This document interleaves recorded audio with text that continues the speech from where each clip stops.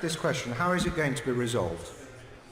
Because when supposing the opposition is successful and the bill goes through and the Prime Minister is obliged to go and seek an extension and to accept an extension, and we get an extension to say the 31st of January or whatever date the European Union decides to offer, I'm not going to give way. What will happen after that? I mean, there is a definition of madness, which is to repeat the same thing again and again and accept a different outcome. And the longer this goes on, the more members of Parliament in this House will fear holding a general election.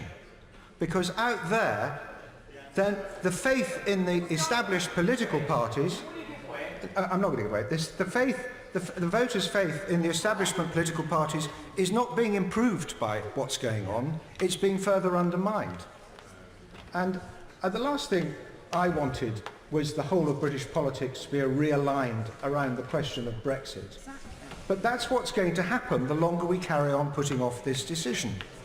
And I long, like so many of my voters and so many colleagues in this House, to move on to the questions beyond Brexit, but that requires us to respect the decision that has been taken.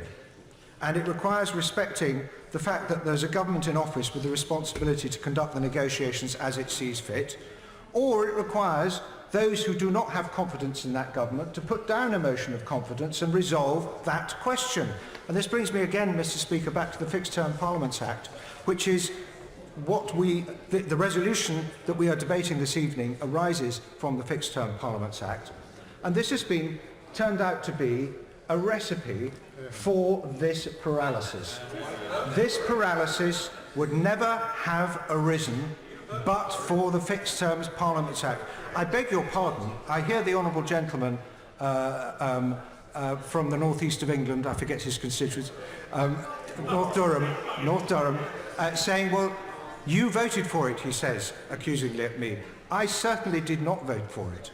And I remember, and I put on record in this House, I remember walking through the No lobby with remarkably few people against the second reading of that vote, and that bill, and I said to them, don't worry, this House will rue the day that it passed this piece of legislation, and we should now be rueing the day, because that piece of legislation has put this House in the position where it can endlessly wound a government but can avoid killing it.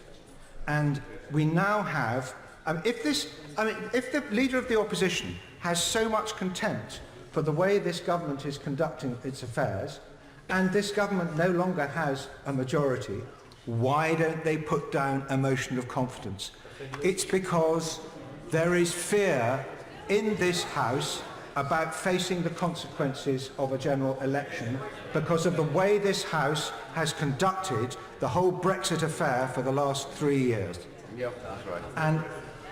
And when I ask how is this going to be resolved, I can tell you this: putting it off again and again isn't going to make the political outcome of the eventual general election any easier for a great many colleagues in this House.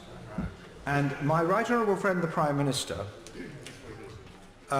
in his inimitable style, is showing leadership and courage at last. He is trying to resolve this issue.